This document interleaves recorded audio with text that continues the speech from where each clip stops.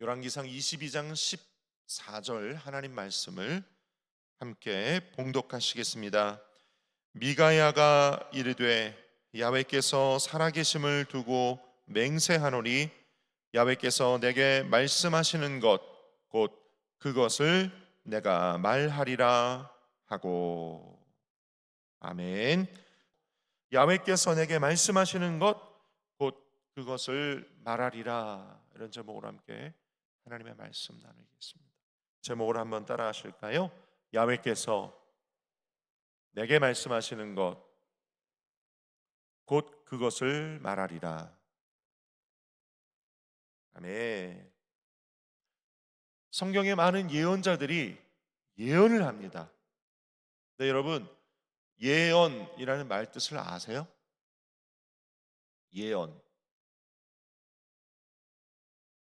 아십니까? 예언이라는 단어의 한자음이, 예언이 앞일을 말하는 거잖아요. 그래서 미리 예, 말씀 언, 미리 앞일을 말하는 것, 이게 예언입니다. 그런데 성경이 말하는 예언은 뜻이 달라요. 성경이 말하는 예언은 맡길 예, 말씀 언입니다. 무슨 뜻이냐? 하나님의 말씀을 그 입술에 맡겼어요. 하나님의 말씀을 맡겨서 하나님을 대언하여 말하는 자를 성경은 예언자, 이렇게 얘기합니다. 처음 듣는 얘기 아니죠? 처음 듣는 표정으로 저를 보시는데, 성경이 말하는 예언은 맡길 예 말씀은 하나님의 말씀을 그 입술에 맡겨 전하는 자를 예언자다 하고, 그렇게 하나님의 말씀이 선포되는 것을 예언이라고 하는 것입니다. 그러니까 성경 구약시대에 많은 예언자들이 있죠. 그리고 그렇게 하나님의 말씀을 선포하는 것을 맡겨 지금까지도 우리 주의 종들이 입술로 하나님의 말씀을 전하는 것, 이것을 통틀어 다 예언이다, 이렇게 말하는 것이죠. 성경이 말하고 있습니다.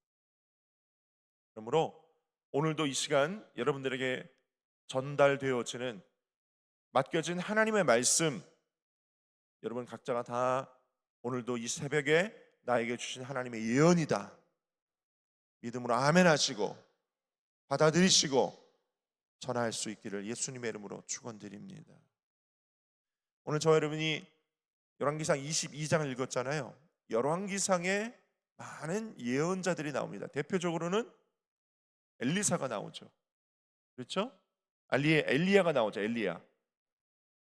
머릿속으로는 엘리야 그랬는데 왜 입술로는 엘리사가 나온지 모르겠어요. 엘리야가 나오죠. 그다음에 선지자 나단이 나오죠. 그렇죠? 스마야, 이런 사람들이 나옵니다.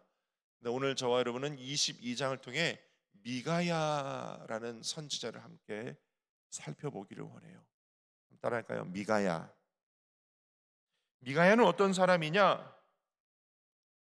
미가야는 하나님의 말씀을 전할 때에 맡길 예 말씀은, 그랬으니까 하나님께서 그 입술에 하나님의 말씀을 두시고 전해야 할 때에 환경이 따르지 않는 경우가 있습니다. 그렇죠?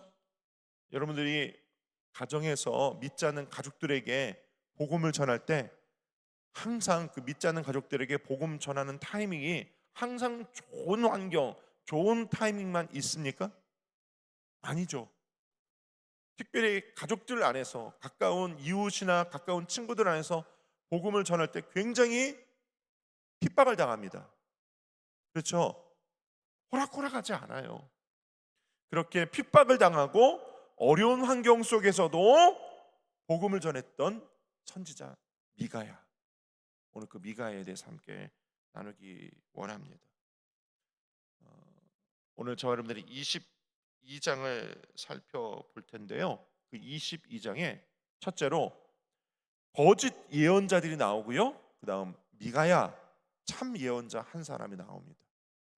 오늘 14절만 읽었지만 그 앞에 6절 함께 읽어 보실까요? 성경 펴고 계시죠? 6절. 6절에 보면 열왕기상 22장 6절 말입니다. 이스라엘의 왕이 이에 선지자 400명쯤 모으고 그들에게 이르되 내가 길랏 라못에 가서 싸우랴 말랴. 그들이 이르되 올라가소서 주께서 그 성읍을 왕의 손에 넘기시리이다. 저를 보세요. 이게 무슨 얘기냐면 아합 왕이 길랏 라못이라는 성이 있습니다. 이 성은 북이스라엘 남유다와 그다음 그 옆에 있는 아람이라는 나라와 중간에 경계선쯤 있는 군사적인 요충지예요. 굉장히 중요한 땅입니다. 그 길랏 라못이라는 성을 이스라엘과 아람이 늘 서로 뺏고 뺏기기도 하고 늘 전쟁터로 유명한 곳입니다. 성경에. 그런데 아람 왕이 길랏 라못에 있다라는 소식을 이스라엘의 아합 왕이 듣고 선지자 400명을 불러 모읍니다. 내가 지금 저 길르앗 라못 땅을 아람과 전쟁해서 빼앗기를 원하는데 전쟁을 할까 말까 하나님께 좀 물어봐라. 아합 왕이 선지자들 400명을 불러다 놓고 묻습니다. 그런데 그 선지자 400명, 선지자라고 하는 사람들 그 400명이 뭐라고 하면 그 다음 6절 보니까 올라가소서 주께서 그 성읍을 왕의 손에 넘기시리이다. 무슨 뜻이에요? 전쟁하세요. 하나님이 이기게 해주실 겁니다. 이렇게 선지자들이 이야기를 합니다. 그런데 이 아합 왕이 그 선지자들을 100% 신뢰하지 못했어요. 왜냐하면 왕이 물어봤을 때 그들이 하나님께 기도한 것도 아니고 물어보자마자 즉시 대답이 그 400명이 동시에 전쟁하세요. 하나님이 이기게 해주실 겁니다. 하세요, 하세요. 막 그러는 거예요. 아합 왕이 뭔가 찜찜합니다. 뭔가 찜찜해. 아합 왕이요, 그 말 듣고 바로 전쟁을 시작하지 않고 뭐라고 하냐면 9절 보세요. 9절 이스라엘 왕이 한 내시를 불러서 이물라의 아들 미가야를 속히 오게 하라. 성경 보고 계시죠? 미가야를 다시 불러요. 미가야를 다시 불러요. 400명 선지자들은 이렇게 전쟁할까 말까 물어보더니 그들이 이구동성으로 전쟁하세요, 하나님 이기게 해주실 겁니다 라고 답을 얻었음에도 불구하고 다시 미가야를 또 부릅니다. 왜 그럴까요? 왜 그러는 걸까요? 왜 그러는 거예요? 그 400명을 믿는다는 거예요? 믿지 못하겠다는 거예요? 믿지 못하겠다는 거예요. 아합 왕 마음속에 미가야한테 물으면 이건 진짜일 수 있겠다라는 생각 가지고 내시를 불러서 미가야를 속히 오라고 부릅니다. 그 미가야를 불렀는데 미가야를 부르러 간 사람이 미가야를 불러서 아합 왕에게 데리고 갈 때 13절 이런 일이 있습니다. 13절 보실까요? 함께 읽어보겠습니다. 13절 시작. 미가야를 부르러 간 사신이 일러 이르되 선지자들의 말이 하나같이 왕에게 길하게 하니 청하건대 당신의 말도 그들 중 한 사람의 말처럼 길하게 하소서. 저를 보세요. 여러분 조금 짐작이 가세요? 조금 짐작이 가세요? 미가야를 부르러 간 사신이 미가야에게 이렇게 얘기합니다. 당신도 저 400명 선지자들이 아합 왕에게 무조건 길하게 예언한 것처럼 당신도 무조건 길하다, 이길 거다, 전쟁하라 이렇게 말하시오. 이렇게 얘기하는 거예요. 이상하지 않습니까, 여러분? 뭔가 이상한 것 같죠? 지금 400명 선지자들이 무조건 아합 왕에게 길하다, 전쟁에 이길 거다, 승리할 거다, 그러니 나가 전쟁터 싸워라, 이렇게 이야기하는 게 뭔가 이상한 거예요. 그리고 그 상황 속에서 미가야를 불렀는데 미가야를 데리러 간 사람에게도 당신도 무조건 길하다, 전쟁에 이길 거다, 나가 싸워라, 이렇게 예언하시오. 선지자에게 감히 이렇게 이야기를 하는 상황인 거죠. 뭔가 이상하죠. 이유가 있습니다. 제가 좀 이따 말씀을 드릴게요. 그럴 이유가 있어요. 그런데 미가야가 이렇게 이야기합니다. 14절 시작. 미가야가 이르되 야훼께서 살아계심을 두고 맹세하노니 야훼께서 내게 말씀하시는 것 곧 그것을 내가 말하리라. 할렐루야. 방금 읽은 24절이 오늘 설교의 본문입니다. 나는 하나님이 내게 말씀하시는 것 곧 그것을 말하는 예언자이지, 네가 지금 나에게 얘기한 저들처럼 무조건 이렇게 이야기하시오 라고 한다고 내가 그 말 하는 사람이 나는 아니다. 할렐루야. 미가야가 담대하게 이야기를 합니다. 나는 하나님이 내게 말씀하시는 것 곧 그것을 말하는 예언자이다. 나는 그런 사람이야. 나는 어떤 정치적인 목적으로 예언하는, 거짓 예언하는, 나는 그런 사람 아니야. 나는 하나님이 내게 말씀하시는 것, 하나님이 내게 말씀하시는 것, 나는 그것을 말하는 사람이야 라고 이야기를 하는 겁니다. 그렇게 미가야가 아합 왕에게 갔습니다. 가서 예언합니다. 뭐라고 예언하냐면 17절 우리 함께 읽어보시죠. 17절 시작.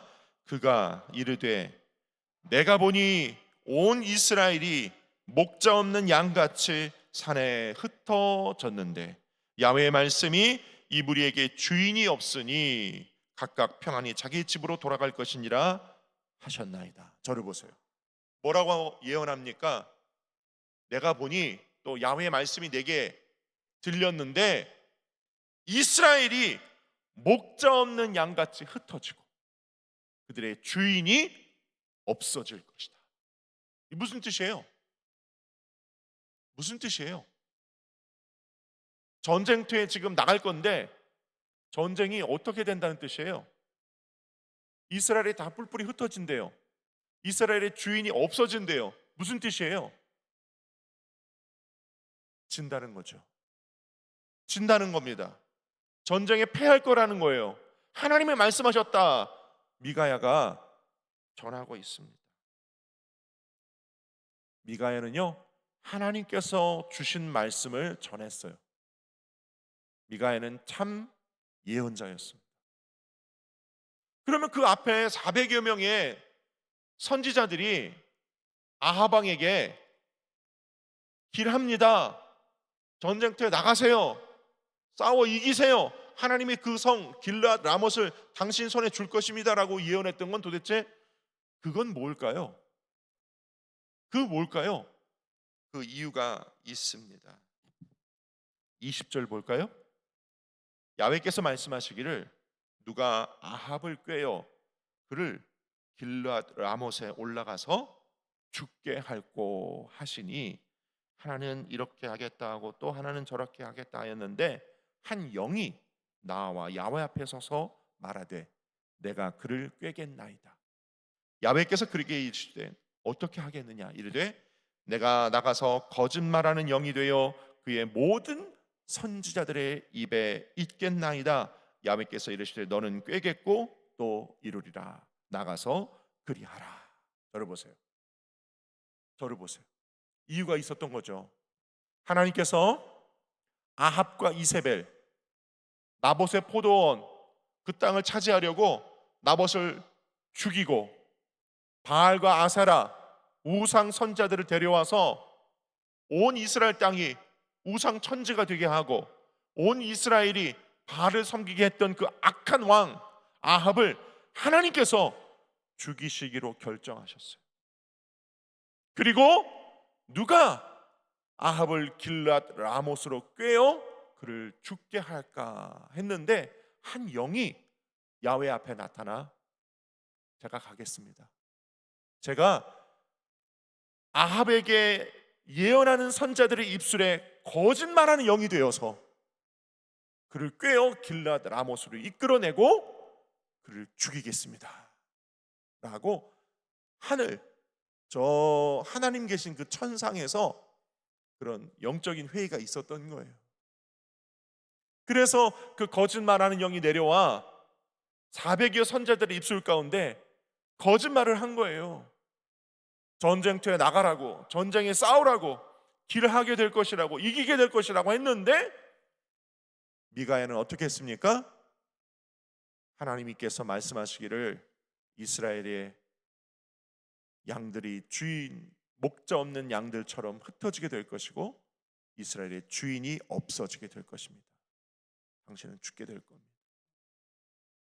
실제로 이 예언이 어떻게 됐나요? 어떻게 됐어요? 다 그대로 이루어졌습니다. 그래서 두 번째, 저는요, 미가야는 진실을 하나님께서 주시는, 맡겨주신 하나님의 말씀, 다시 말해 진짜 예언을 전하는 사람이었는데 그는 진실을 말할 수 있는 용기를 가진 사람이었다. 저 여러분들에게 선포합니다.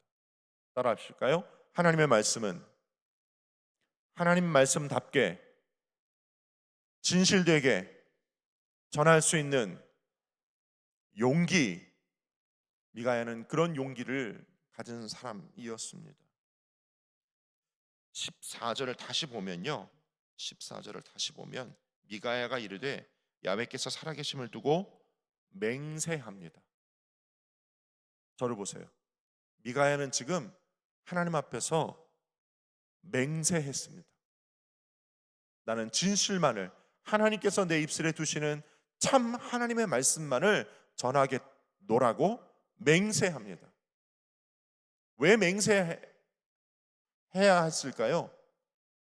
당시의 환경이 그랬지 못했어요. 거짓말을 말할 수밖에 없는 상황, 그런 분위기였었습니다. 미가야가 아합에게 가서 하나님께서 주시는 참 예언, 진실을 말하였어요. 이스라엘의 목자가 없어질 것이다. 이스라엘들이 다 목자 없는 양같이 흩어질 것이다. 다시 말해 전쟁에 패할 것이고 당신은 죽을 것이다. 이렇게 예언할 때에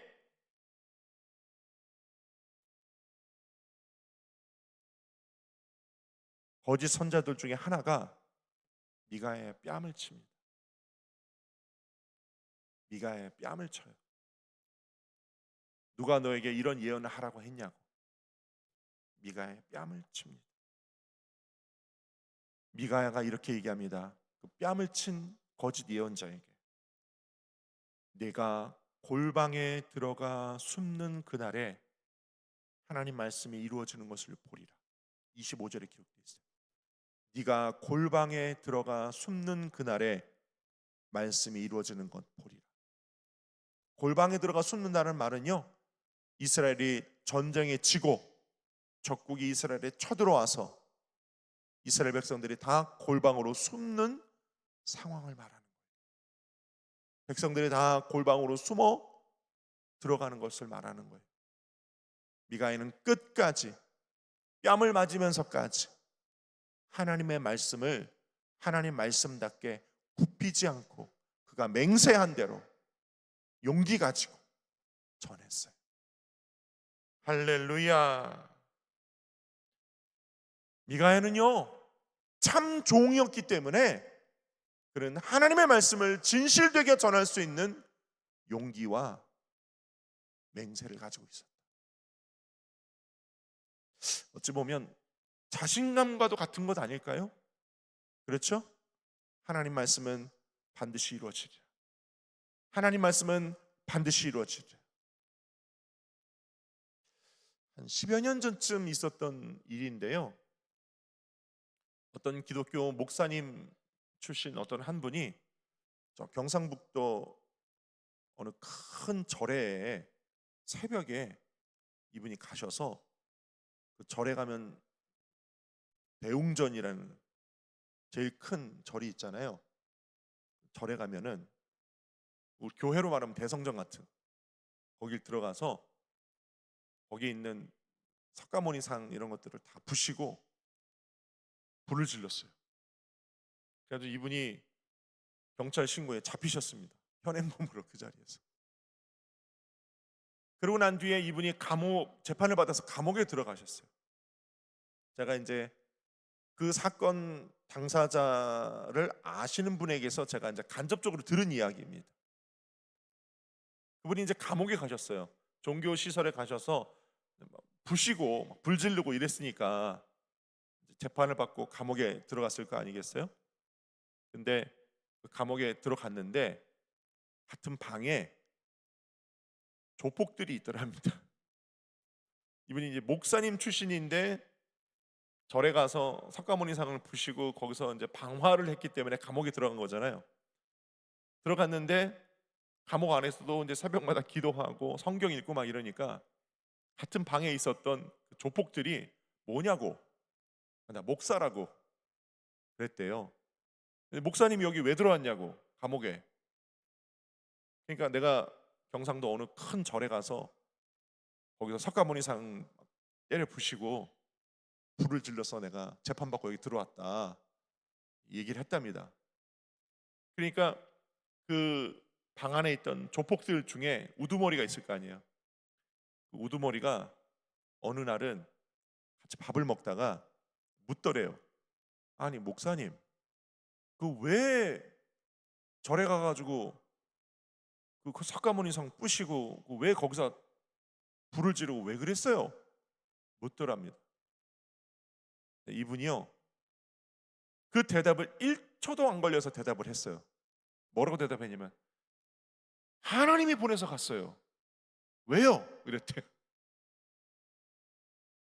그러니까 그 조폭 두목이 가만히 듣고 있더니 한참 있다가 밥을 먹으면서 하는 말이, 뭐 하나님이 가라 그랬으면 가야지. 그랬대. 조폭 두목이 그랬대.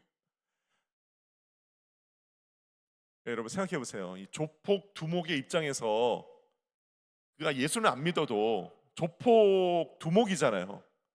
두목의 입장에서 야, 너 가서 뭐 해? 그랬는데 그 조폭 나부랭이가, 쫄개가 너 가서 뭐 해? 그랬는데 가서 하면 뭐예요? 조폭들만은 우리 식구예요, 우리 식구. 그렇죠? 야, 너 가서 뭐 해? 그랬는데 안 해. 그러면 그건 조폭이 아닌 거죠. 조폭 세계는 그런 거 아닙니까? 그렇죠?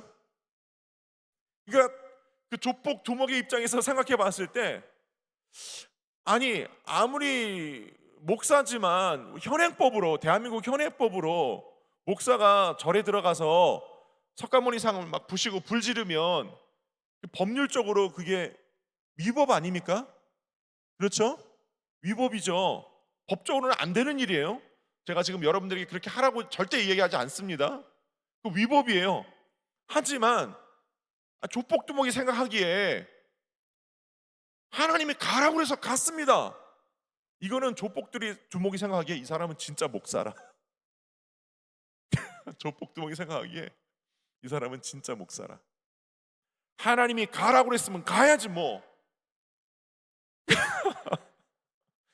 그래가지고 그날부터요, 그 조폭 두목의 비호 아래 감방 생활이 편했답니다. 감방 생활이 편했대.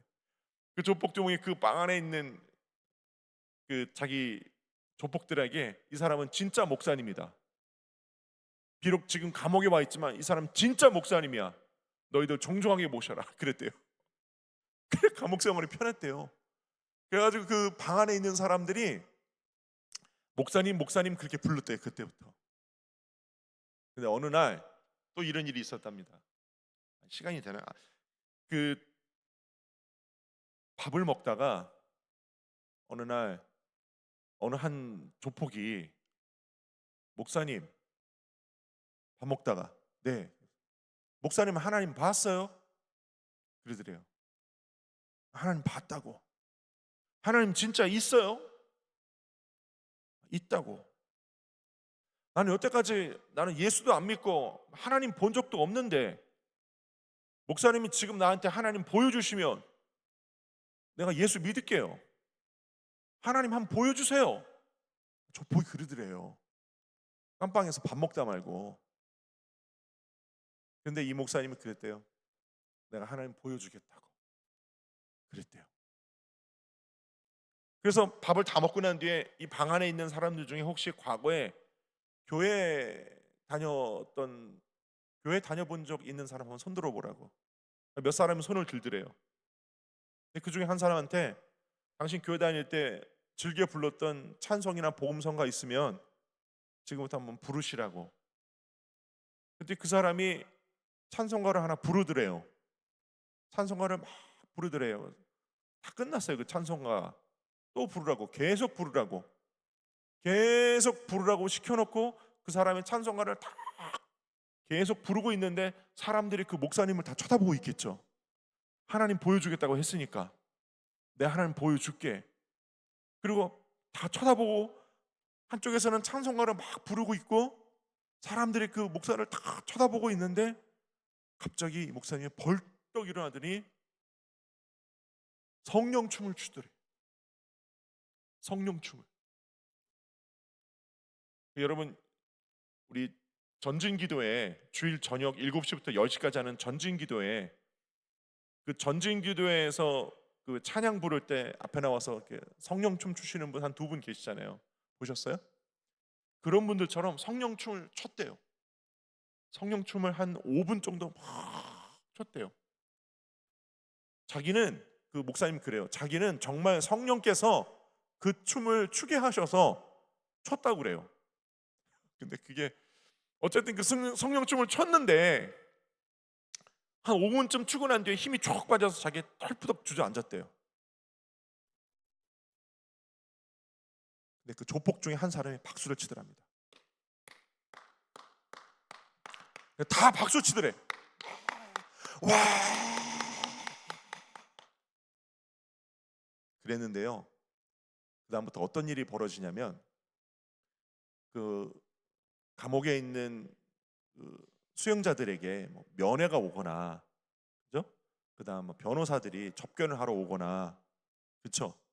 그다음에 뭐 외출을 나간다든지, 병원에 외출을 나간다든지, 뭐 이런 일이 있을 때, 그러니까 그 방 안에 있던 사람들이 바깥에 나갈 때마다 목사님, 나 오늘 변호사 만나서 얘기하고 올 건데 기도해 주세요.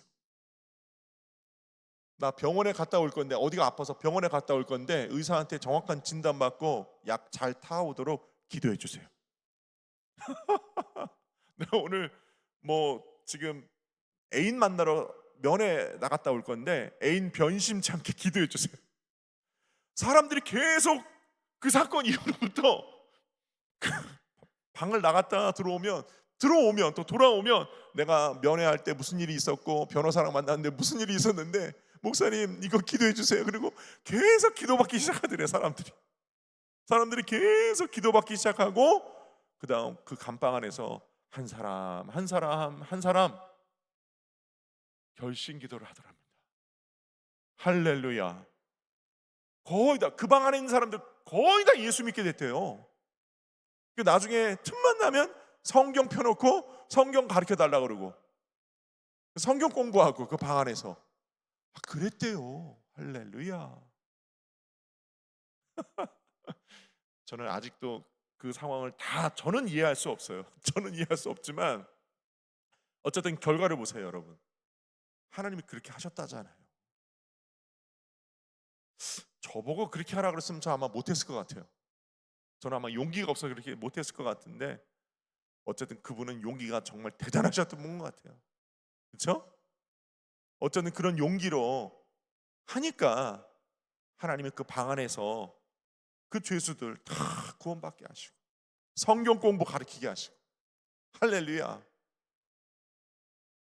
여러분, 그러니까 우리가 하나님의 말씀을 읽고 대할 때 그리고 또 하나님의 말씀을 전할 때 성령이 나에게 내 입술에 하나님의 말씀을 두셨다. 그러면 뭐라고요? 그게 뭐라고요? 그게 뭐라고요? 예언이라고 그랬잖아요. 그 예언을 대하고 예언을 전하고 선포할 때 미가야처럼 하나님이 주시는 용기 가지실 수 있기를 예수님의 이름으로 축원합니다. 성령께서 우리에게 주시는 믿음과 담대함이 있어요. 아멘입니까? 그 믿음과 담대함 가지고 전하는 저와 여러분 되실 수 있기를 예수님의 이름으로 축원을 드립니다. 예언자는요, 사람들의 귀에 듣기 원하는 말씀을 전하는 사람이 아니에요.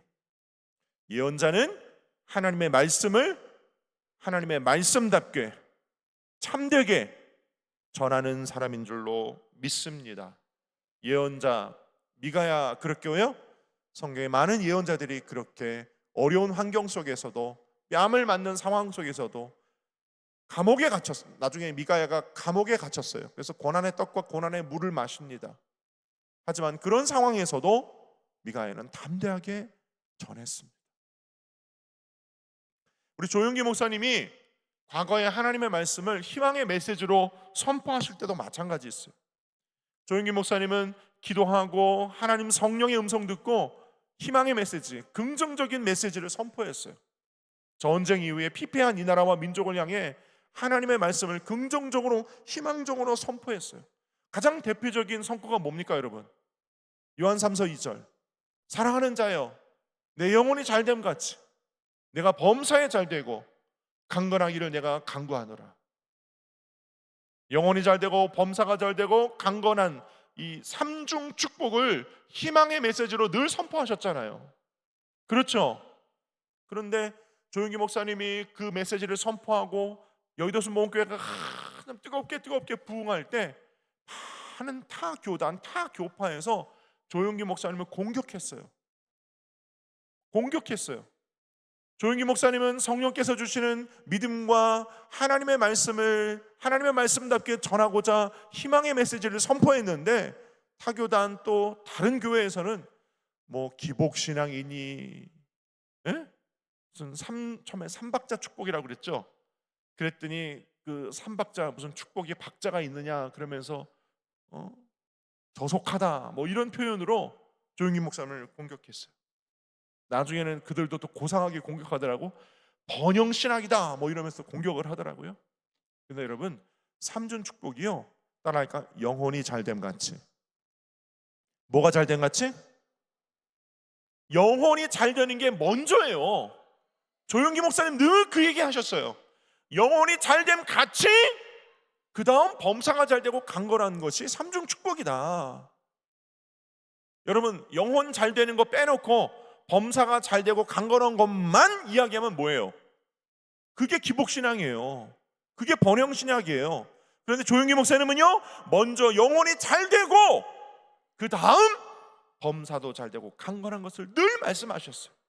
그러니까 조용기 목사님은 그 말씀하신 대로 본인도 그렇게 사시기를 늘 애쓰셨어요. 자신의 영혼이 잘되기 위해서, 또 교회 성도들의 영혼이 잘되게 하기 위해 성령 운동하셨고 금식기도 하셨고 늘 기도하기를 힘쓰셨어요. 성도들에게 금식하세요, 예배 드리세요, 오살리 기도 올라가서 예배 드리세요, 금식하세요, 수요 예배, 금요 철야, 금식기도, 구역 내에서 조내에서 작정 예배 드리시고 금식기도 하시고 그렇게 예배 드리시고 기도하시고 하나님 앞에 금식하세요. 그래 영혼이 잘 되고 그 다음 범사도 잘 되고 강건한 것입니다 라고 삼중 축복을 이야기하셨어요. 그리고 목사님이 그렇게 먼저 사셨어요. 늘 기도하시고 늘 성령 충만을 위해 힘쓰시고 늘 그렇게 애쓰셨어요. 여러분. 그러므로 여러분, 저 여러분들이 우리의 심령 가운데 우리 영혼 가운데 성령으로 늘 인정하고 환영하고 모셔드리고 초청하고 그렇게 성령과 함께 성경 읽다가 주께서 나의 마음 가운데 내 입술에 두시는 그 하나님의 말씀을 전하는 것, 이 성령 충만한 예언자의 삶을 여러분 사실 수 있기를 축원드립니다. 조윤기 목사님 그렇게 하셨듯이 저와 여러분들도 그렇게 말씀을 이웃에게 가족에게 전하시고 복음을 전하시고 하나님의 일들을 이루어내시는 저와 여러분 되시기를 예수님의 이름으로 축원합니다. 그럴 때 하나님께서 저와 여러분들도 미가야처럼 그렇게 능력 있는 하나님 말씀의 대언자로 쓰실 줄 믿습니다. 기도하겠습니다. 아버지 하나님, 오늘 하나님 말씀 앞에서 미가야와 같이 용기 다하여 하나님의 말씀에 순종하고 말씀 앞에서 나 자신을 돌아보고 성령과 함께 하면서 하나님의 말씀을 하나님 말씀답게 대언할 수 있는 여기 우리 모든 권속들 되게 하여 주옵소서. 야훼께서 내게 말씀하시는 것 곧 그것을 말하리라. 야훼께서 말씀하시는 그것을 내가 지키고 살아내어 드리리라. 결단하는 미가야와 같은 우리 모두 되어지고 그렇게 살아내어 드리는 여기 우리 모든 권속들 다 되게 하여 주옵소서.